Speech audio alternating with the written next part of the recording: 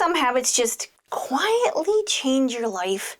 Not in a dramatic, I woke up at 5 a.m. and everything flipped upside down kind of way, but in a soft, steady way that makes the whole day feel lighter. These are the small daily things I do without thinking, rituals that keep me grounded, calm, and content. And here's the best part. They don't cost a thing. No fancy memberships, no shopping hauls, just simple, repeatable habits that make life feel a little bit more beautiful. Funny enough, they've also kept me from spending money I didn't really need to spend, but that's actually just a bonus. Hi, my friend. If you're new here, my name is Sarah, and I'm the owner of FrozenPennies.com. I'm a financial coach and the author of the international best-selling book, Fundamentally Frugal. Link below. The real goal is feeling good in my body, in my home, and in my life.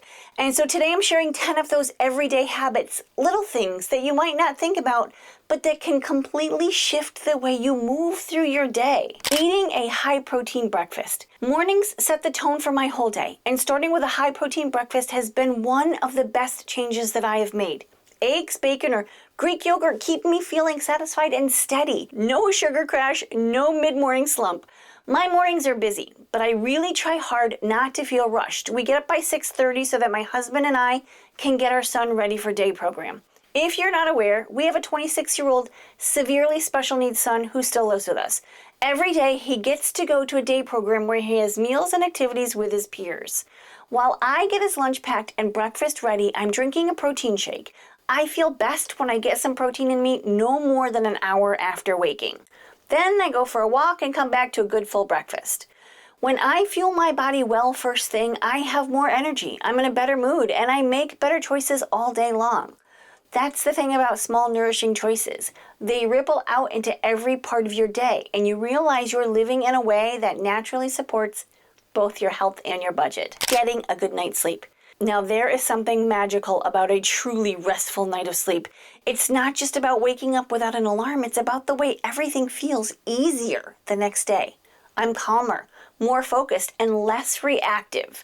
I'm more likely to cook a healthy meal instead of grabbing takeout, more likely to go for a walk instead of scrolling on my phone, and more likely to make decisions that support my bigger goals.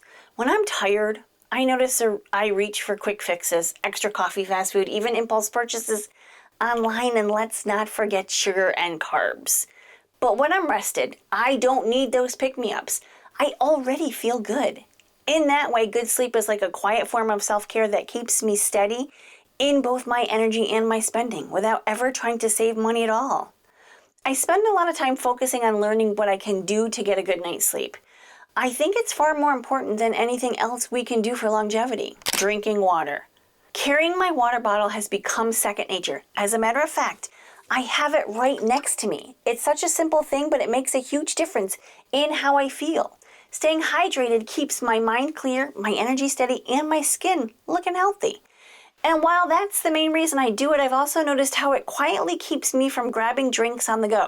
Soda, iced tea, Starbucks, or bottled water from convenience stores. It's not only about the money saved, but the way it feels and makes me prepared and taken care of. There's something grounding about having exactly what you need with you, without having to search for it or spend on it. Hydration is one of those basics that supports everything else, your focus, your mood, and your overall well-being. Going for a walk. Walking is my moving meditation. It costs nothing, but it feels like a luxury. There's something about the rhythm of my steps, the fresh air, and the way my mind starts to settle that changes the rest of my day. If you get my free Penny Jar newsletter, there's a link below. I talk about my really long walk that I took all day long and what it actually did for me.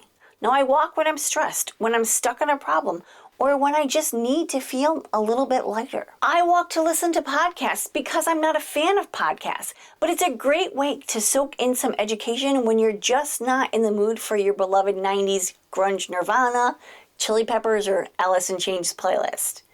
It's not exercise for the sake of burning calories, it's exercise for the sake of peace. And I found that the more I walk, the less I look for other ways to change my mood, whether that's shopping or snacking or scrolling. It's not that I'm trying to save money. which is a bonus, but that I found something better, something that fills me up without adding clutter to my home or my calendar. Not snacking between meals. Not snacking between meals started as a wellness habit. I wanted to eat more mindful and give my body a chance to fully digest before the next meal.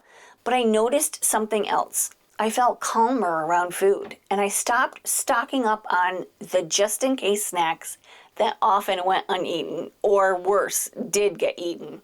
Sitting down to a real satisfying meal feels more intentional, more like a choice I'm making for myself rather than a reaction to boredom or stress.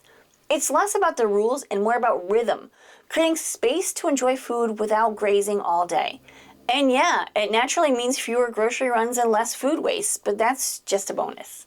The real win is feeling more in control of my energy, my mood, and my habits. Taking a coffee break at 3 p.m. My 3 p.m. decaf coffee break is one of my favorite little rituals. It's not rushed or grabbed on the go. It's slow and intentional. I brew at home, maybe with a cookie on the side, and take a few minutes to pause. Some days I read, some days I sit outside, and some days I just stare out the window. This little anchor in my day gives me something to look forward to without relying on shopping or snacking for a mood boost. It's not about cutting out the coffee shop. Sometimes I still go. But by creating my own daily treat at home, I feel more grounded and less dependent on spending for that moment of joy. It's a reminder that luxury isn't always about where you are. It's about how you experience it. Meditating. Meditation is the habit that slows everything down in the best way. Just a few minutes of sitting quietly, breathing deeply, and letting my thoughts settle changes how I move throughout the day. It helps me respond instead of react. It sets me the space to check in with myself before I act, and that awareness spills into every part of my life. It's not about saving money, it's about living in a way that feels more aligned and intentional. Now, most of my meditation happens right before bed, but I've been trying to fit in one more a little bit earlier in the day. My goal here is to lower those cortisol levels and stomp out any anxiety that I might be feeling. Now that means fewer quick decisions I later regret, whether that's snapping at someone, eating something that doesn't make me feel great, or buying something I just don't need. Meditation gives, and when you live like that, you naturally end up with more of what matters and less of what doesn't. Asking myself, who do I want to be today? This tiny morning habit changes everything. Before the day starts rushing in, I pause and ask myself, who do I want to be today?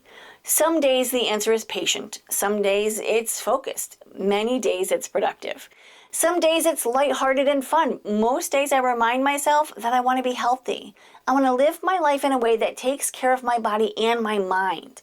That simple question shapes the choices I make, what I eat, how I spend my time, and yes, even how I spend my money. When I have a clear picture of the person I want to be, I'm less likely to drift into habits that don't fit. It's a gentle form of self-guidance that helps me stay connected to my core values. And when you're living in alignment with who you want to be, you naturally spend more time, energy, and resources on what really supports that vision. Making my space pretty. Now, making my space pretty has nothing to do with buying new things. It's about caring for what I already have so that it feels fresh, inviting, and loved. I put away the clutter, take care of the dirty dishes, smooth out the blankets, light a candle, or place flowers from the yard in a vase. It shifts the whole feeling of the room and my mood along with it. When my home feels beautiful to me, it feels more content. I'm not out hunting for decor or to fix a space that doesn't feel good.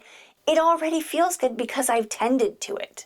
The bonus, I'm not bringing in more stuff I don't need. But truly, it's less about avoiding spending and more about cultivating appreciation for the life and the home I have right now. Remembering to breathe throughout the day. This one is so simple, but it changed my life. I remind myself to stop and take a deep breath before answering a stressful email, before making a decision, before reacting to something that frustrates me. That breath slows me down, and in that pause, I get to choose how I respond. Sometimes it means I speak more kindly. Sometimes it means I realize I don't actually need to buy or do the thing I was about to do. But mostly, it just means I'm living with more presence. And when you live that way, the unnecessary, whether it's stress or clutter, just fades away. It's a tiny habit that keeps me feeling balanced, and balanced me doesn't need to look outside myself for something to make me feel better. It's amazing how the smallest, simplest habits can quietly change the way you feel and how you spend without even trying to. When you fill your days with things that make you feel calm, cared for, and content, you naturally want less of everything. So maybe pick one of these habits to start with and see how it shifts not just your day, but the way that you move through your life. And if this video spoke to you, don't forget to like, share, subscribe, and watch this video next.